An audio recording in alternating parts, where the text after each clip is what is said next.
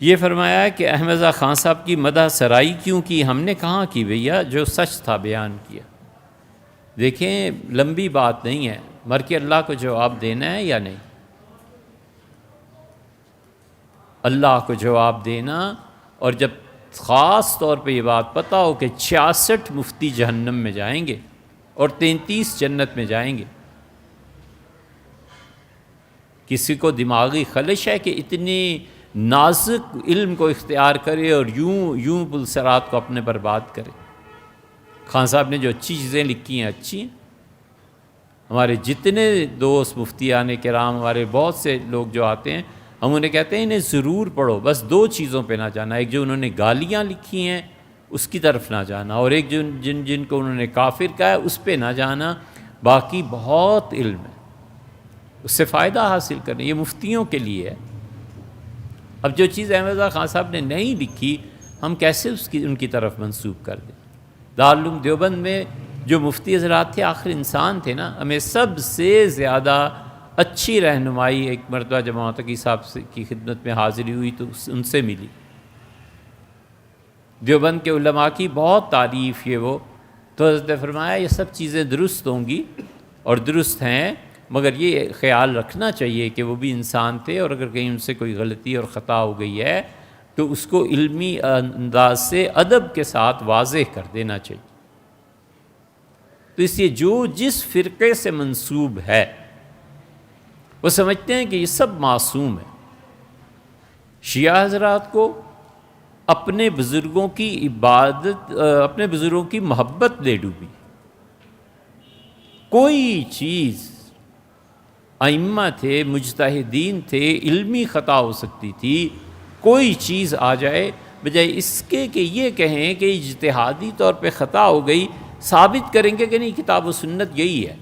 کتاب و سنت کو اس اجتہادی غلطی کے نیچے رکھنا، یہ بھلا کون سا دین ہے؟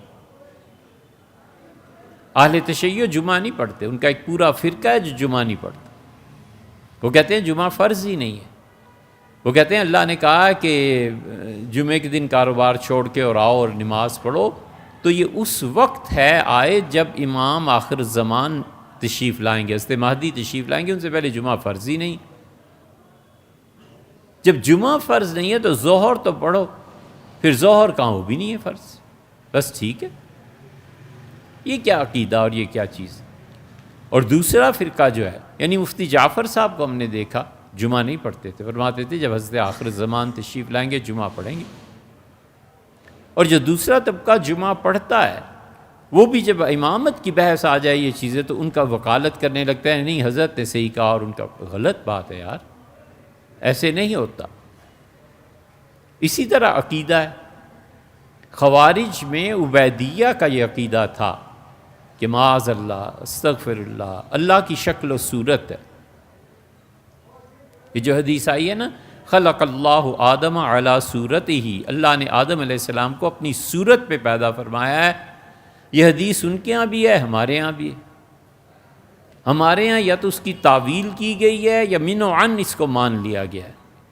ہم ماتریدی تفویض مع تنزیہ کے قائل ہیں، ہم کہتے ہیں حضور اقدس صلی اللہ علیہ وسلم نے یہ جملہ فرمایا ہے، صحیح حدیث ہے، اللہ کی شکل و صورت کیا ہے اور انسان کو اس کے ساتھ کیا تشبیہ دی گئی ہے اللہ کے حوالے، بس اللہ جانے، حضور صلی اللہ علیہ وسلم جانے، ہمیں نہ حدیث میں پڑھنا ہی نہیں۔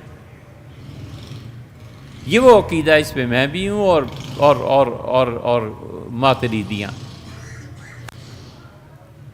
اور دوسری توجہ جو آخری زمانے میں کی گئی ہے، پھر اس کی وہ تعویل کرتے ہیں کہ آدم علیہ السلام اللہ نے اپنی صورت پہ پیدا فرمایا، مطلب یہ کہ اللہ کی جس طرح صفات ہیں آدم علیہ السلام کی بھی صفات ہیں، جس طرح اللہ کی مثلاً صفت ہے معاف کر دینے کی، بندے میں بھی یہ رکھتی، اللہ کی صفت ہے خوبصورتی انسانوں میں بھی رکھتی، اللہ کی صفت ہے کلام بندوں میں بھی آگی، وغیرہ وغیرہ۔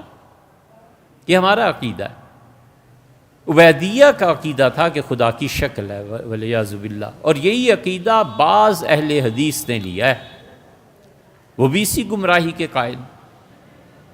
اگر نہ یقین آئے تو وحید الزمان جنہوں نے لغات الحدیث لکھی ہے اس کو دیکھ لیں.